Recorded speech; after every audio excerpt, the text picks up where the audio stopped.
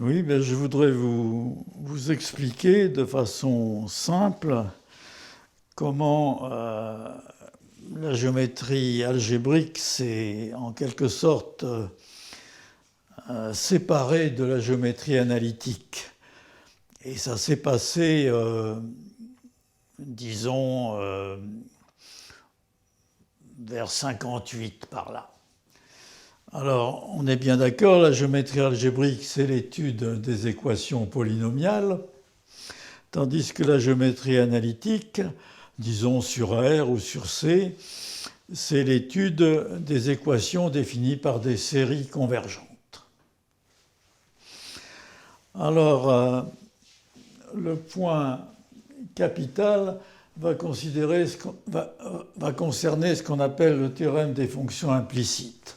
Alors, je vous rappelle la situation. On prend le plan réel, disons de coordonnées x, y. On se donne une fonction f de x et de y, et on regarde l'équation f égale 0, avec l'idée que ça va être une courbe. Alors, si on la dessine, on trouve quelque chose comme ça. On va supposer f analytique, donc définie par une série de x et de y qui est convergente. Et alors, tout se passe bien tant qu'on se place en un point où les deux dérivées partielles ne sont pas simultanément nulles. Là, il y a des singularités, par exemple ici, et puis ici. Et en dehors de ces points-là, l'équation f égale 0 nous définit effectivement un arc de courbe qui a une tangente, et si on se place en un point où la dérivée partielle par rapport à y n'est pas nulle, cette tangente n'est pas parallèle à l'axe des y. Par exemple, on se place ici. Voilà, la tangente est comme ça. Alors, que dit le théorème des fonctions implicites au voisinage de ce point, disons x0, y0? Eh bien, il dit que si on se place dans un rectangle à côté parallèle aux axes, la portion de la courbe d'équation f égale 0 qui est dans ce rectangle va être le graphe d'une fonction de x, y égale phi de x. Donc dans ce rectangle, les solutions de f de xy égale 0 sont les solutions de y égale phi de x. Alors la fonction phi, elle n'est pas explicite, elle est implicite, d'où le nom du théorème. Elle existe, mais en général, on ne sait pas l'écrire commodément. Tout ce qu'on sait, c'est que si f est analytique, la fonction phi l'est aussi. Donc elle est définie par une série qui converge au voisinage de x0. Par contre, lorsque f est un polynôme, il n'est pas du tout vrai en général que la fonction phi soit donnée par un polynôme ou même une fraction rationnelle ou des choses comme ça d'algébrique. Par exemple, si on prend la parabole comme ça, donc f c'est y2 moins x égale 0, eh bien si on veut l'inverser au voisinage d'un point x positif, on tombe sur y égale plus ou moins racine de x. Donc on sort des fonctions algébriques, on est obligé d'extraire une racine carrée. Et si je prenais une équation plus compliquée, disons un polynôme de degré 3, j'arriverais même pas à écrire la fonction phi. Alors, ce phénomène explique l'attitude des géomètres algébristes. Ils partaient d'une équation polynomiale, mais pour aller plus loin, ils étaient obligés de quitter le domaine des polynômes pour entrer dans celui des séries, et donc ils passaient dans la géométrie analytique, et ils disaient, quitte à passer dans l'analytique, localement, je peux décrire mon équation en inversant f et en introduisant une fonction analytique phi. Alors la phrase « quitte à faire ceci, on obtient cela », c'est une phrase magique en mathématiques. Et alors, pourquoi les choses ont changé avec Grothendieck? Donc ça se passait à peu près en 57-58. Mais c'est quelque chose de tout à fait véniel et qui aurait pu se produire un siècle plus tôt. Grothendieck a dit, qu'est-ce qu'il a dit, Grothendieck?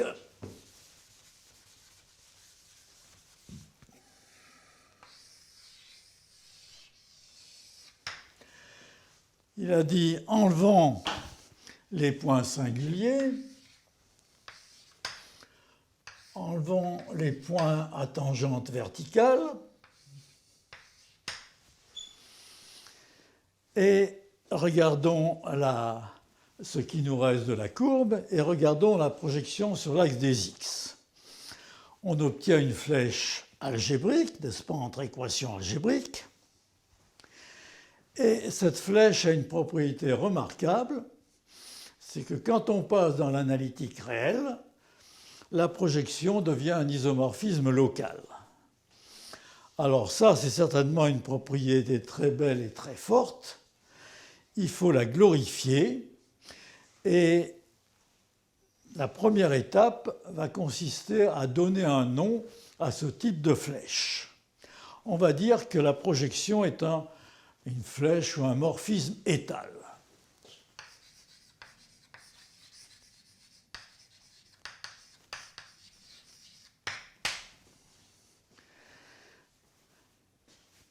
Alors donc un morphisme étal, c'est un morphisme entre deux variétés algébriques, disons sur C ou sur R, qui quand je passe dans l'analytique devient un isomorphisme local.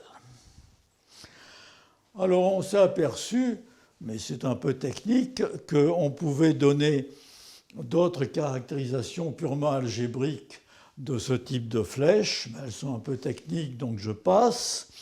Et on pouvait parler de morphisme étal sans introduire des corps comme R et C.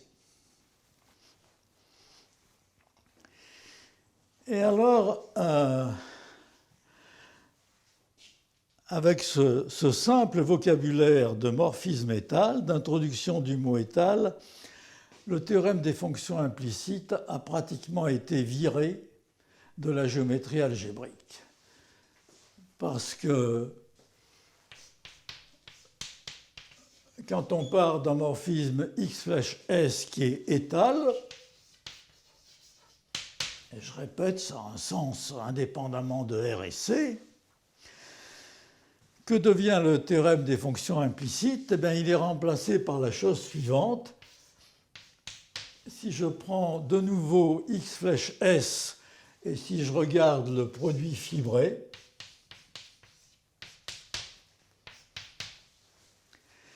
eh bien, il y a ici une flèche naturelle qui est l'application diagonale, et cette application diagonale devient un isomorphisme de x sur une partie ouverte, la diagonale est ouverte, et donc, quitte à faire ce changement de flèche, on est ramené au cas où au voisinage de la diagonale, on a un isomorphisme local.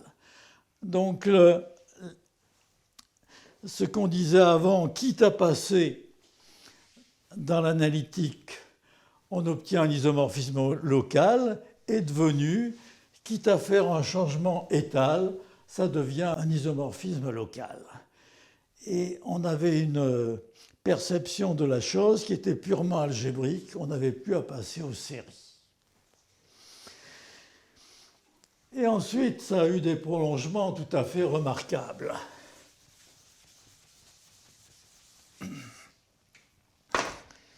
On s'est aperçu qu'un morphisme étal pouvait être perçu comme un morphisme de localisation. Alors ça, c'est très important, parce que ça va nous conduire aux topologies de Grothendieck. Alors, d'habitude, quand on introduit une topologie, on définit les ouverts, qui sont des parties de l'espace topologique. Par exemple, je recouvre mon ouvert avec 3 sous-ouverts qui sont vus comme des parties, disons U, V, W. Mais je peux présenter les choses de façon légèrement différente. Je peux prendre U, V,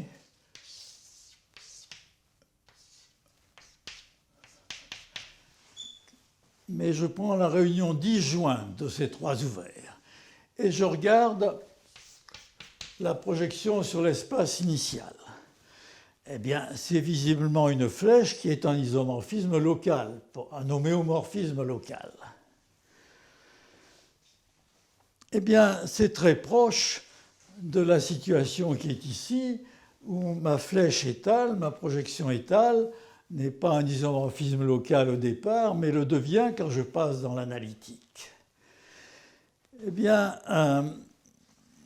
on sent bien qu'on peut modifier légèrement la présentation de la topologie de la façon qui généralise immédiatement celle-ci.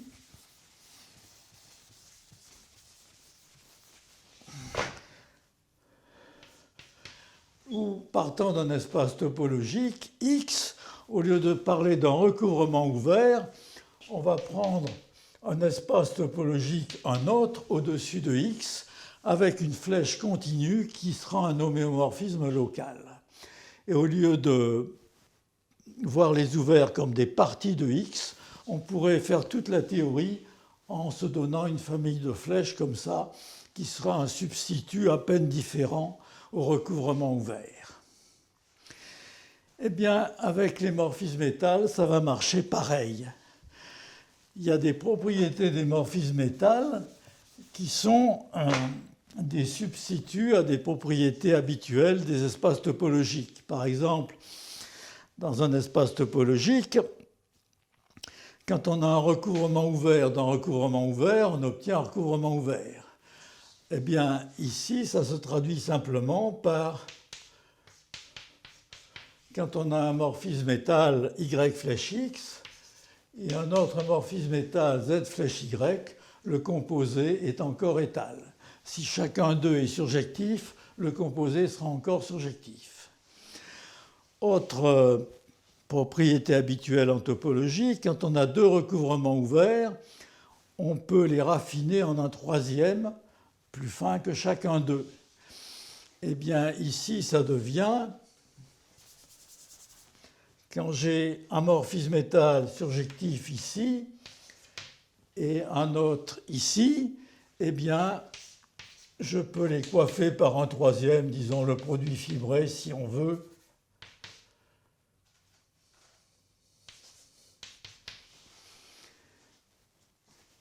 Qui coiffe les deux. C'est ça qui remplace le plus fin que chacun d'eux. Et ainsi de suite, on arrive à un analogue de la situation topologique, mais où on a perdu le point de vue initial où les ouverts étaient des parties de l'espace de départ. Et c'est comme ça qu'est apparue la topologie étale. Alors, une fois qu'on a eu la topologie étale, le formalisme des faisceaux s'étend à ce contexte-là. Il y a un travail à faire, mais Grothendieck l'a fait. Et l'histoire des faisceaux est une histoire très morale. Je ne sais pas si vous la connaissez, mais elle mérite d'être racontée. Le père des faisceaux, c'est Jean Leray. Leray, pendant la guerre, la Seconde Guerre mondiale, était officier.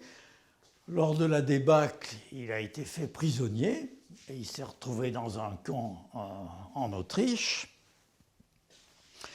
Et alors il s'est dit, oulala, si je dis aux Allemands que je travaille sur les équations aux dérivées partielles liées à la physique, ils vont m'obliger à travailler pour eux, et ça, je ne veux absolument pas de ça.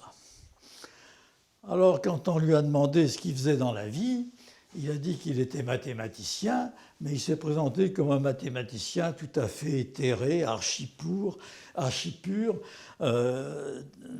déconnecté des applications. Et les Allemands l'ont cru, et pendant sa captivité, il a continué à faire des maths, effectivement tout à fait pures, et pendant sa captivité, il a inventé la notion de faisceau et la notion de suite spectrale, ce qui est un outil qui sert en algèbre homologique. C'est pas mal pour un mathématicien un peu appliqué. Et c'est pas si surprenant que ça, parce qu'à côté de son sujet favori, qui était les équations dérivées partielles, Leray avait un solide bagage de topologie algébrique. Alors ces faisceaux, eh bien, à partir des années 50, ils sont apparus en géométrie analytique complexe, avec Oka au Japon et Cartan en France.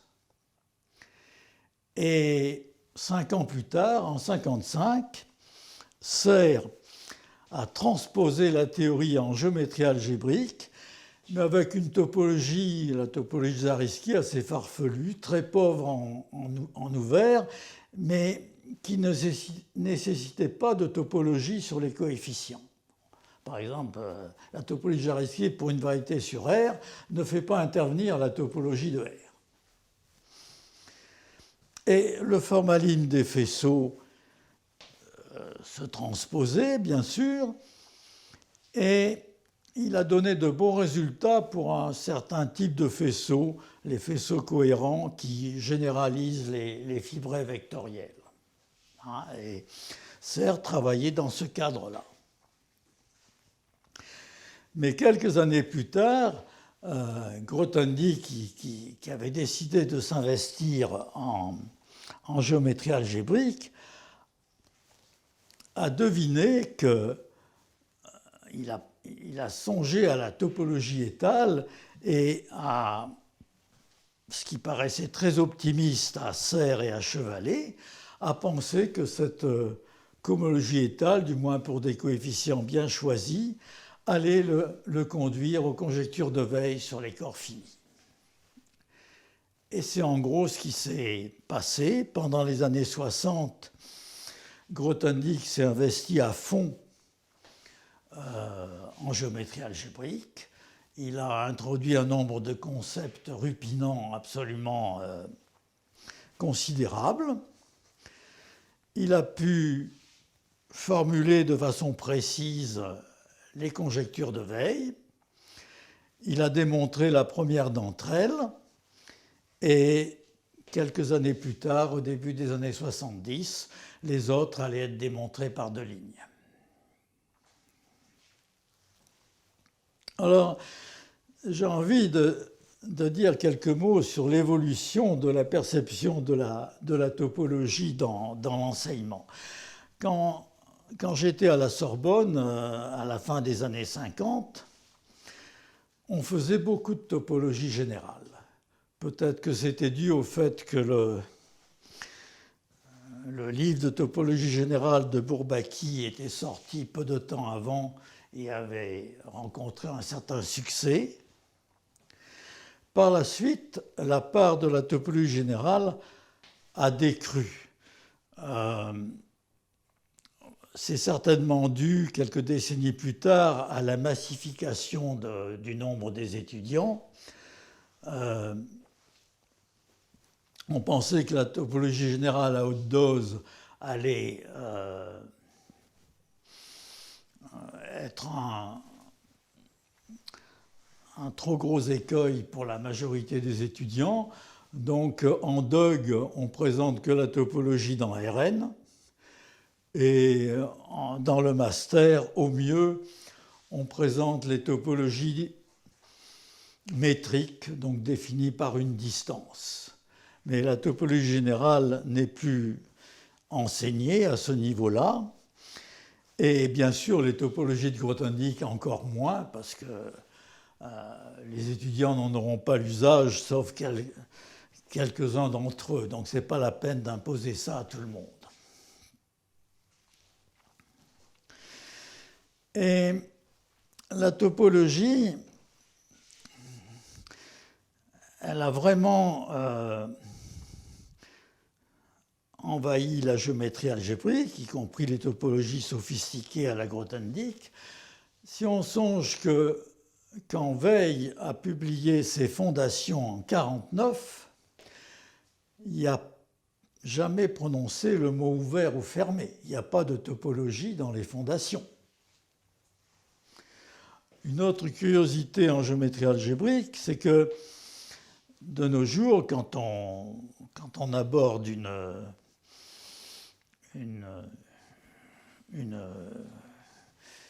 l'étude d'une catégorie, on a des objets, et puis immédiatement après, on définit les flèches. Par exemple, vous prenez les groupes, vous avez la notion de morphine de groupe qui respecte la multiplication. Si vous parlez de topologie, vous avez les espaces topologiques, et les flèches, ce sont les applications continues. Eh bien, en géométrie algébrique, on a eu des objets dont la définition dépendait un peu de l'auteur et de l'époque, mais au début, on n'avait pas la notion de flèche.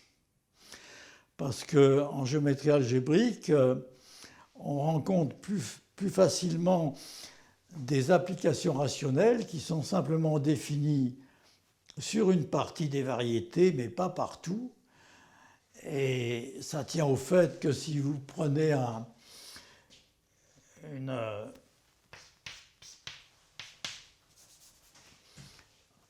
des équations polynomiales ici, P de Y égale 0, et ici, des équations polynomiales en X, eh bien, si vous avez l'amorce d'une flèche entre X et Y, les variables Y de grand Y sont envoyées en général non pas sur des polynômes en X, mais sur des fractions rationnelles en X. Et par suite, là où il y a des dénominateurs, vous risquez d'avoir quelque chose qui n'est pas défini. Donc, la notion d'application rationnelle est apparue en géométrie algébrique avant la notion de morphisme, ce qui est une particularité. Bon, mais bien sûr, avec Serre et Grothendieck, on est arrivé à des notions raisonnables. On commençait par définir les flèches. Alors, quelque chose qui m'avait surpris à l'époque, c'est que, y compris en algèbre pure, disons en algèbre commutative, la topologie s'est mise à jouer un grand rôle. En algèbre commutative, on étudie des anneaux, disons, ou des modules là-dessus, et on s'est mis à mettre des topologies sur ces objets. Alors, c'est des topologies, en gros, qui sont définies par des métriques, mais des métriques renforcée qu'on appelle ultramétrique, où au lieu d'avoir l'inégalité triangulaire habituelle, on a une inégalité renforcée. Mais par exemple, le cas le plus frappant, vous prenez un anneau de série formelle, un coefficient dans un anneau ou un corps, et la topologie sur ces séries formelles va consister à une méthode d'approximation à travailler modulo des puissances de plus en plus grandes. On va considérer une série formelle en T comme la limite de polynômes obtenus en troncon, et puis quand on part à l'infini, à la limite, on obtient des séries formelles. Donc c'est l'exemple de base des topologies en algèbre. Et il s'est passé une évolution assez significative aussi. Autour des années 50, le triomphe de l'algèbre commutative venait des anneaux noethériens. Les anneaux noethériens, ce sont des anneaux, disons, commutatifs, dans lesquels tous les idéaux sont de type fini. Et la terminologie vient du nom d'Émilie Noether, qui a été une des rares mathématiciennes dont le nom est resté. Elle travaillait vers 1920-1930. Alors, on s'est aperçu que les anneaux noethériens avaient des vertus absolument magnifiques. On a mis des topologies dessus, on obtenait des théorèmes de conservation par complétion et tout, qui étaient absolument mirifiques. C'était la grande époque de l'algèbre commutative noethérienne. Et puis, ensuite, on s'est aperçu que malgré tout, il y avait des anneaux noethériens qui étaient meilleurs que d'autres. Quand on regarde des choses un peu plus fines. Alors le travail a été fait dans les années 60 par Nagata d'abord, le japonais, et puis par Grothendieck. On est arrivé à la notion d'anneau neuthérien excellent. Cela était plus beau que les autres. Et parallèlement à cette progression, aujourd'hui on assiste à une revanche. L'algèbre a tendance à devenir de moins en moins neuthérienne. Il y a une tendance actuelle où on rencontre des anneaux qui sont très loin d'être neuthériens. Et la raison que je peux donner, c'est la suivante. Quand on part de Q et qu'on le complète pour une topologie p-adique, on obtient le corps des anneaux p-adiques, de la même façon qu'on obtient R à partir de Q par la complétion pour la topologie usuelle. Mais il se trouve que R n'est pas très éloigné de sa clôture algébrique, puisqu'il suffit de passer de R à C, alors que QP est encore très loin de sa clôture algébrique.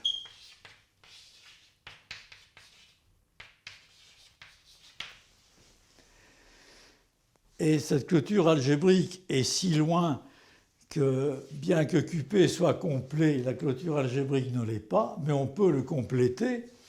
On obtient alors CP, le même C gras que les complexes, mais avec un indice P. Et alors, le passage de QP à CP